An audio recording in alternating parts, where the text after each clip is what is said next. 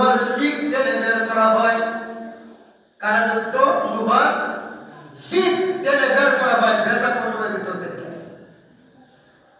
এই উপমাটা এমন একটা উপমা, দুনিয়ার কোন যন্ত্রণার সাথে এই যন্ত্রণার তুলনা করা যায় না। এত যন্ত্রণা দিয়া বক্কার ব্যক্তির রূহটাকে বের করা হবে রে বন্ধু আমার, বাবাজিরা আমার। তাহলে চিন্তা করেন, যদি আপনি নামাজ ছেড়ে দিয়েছেন, রোজা ছেড়ে দিয়েছেন, বক্কার অবস্থায়, এমন অবস্থায় যদি আপনার কাছে মৃত্যুটা আসে, তাহলে আপনার সাথে ফেরেশতারা কেমন আচরণ করবে, আপনার সাথে কেমন আচরণ করবে একবার ভেবে তারপরে আপনার জীবনটা পরিচালনা করুন।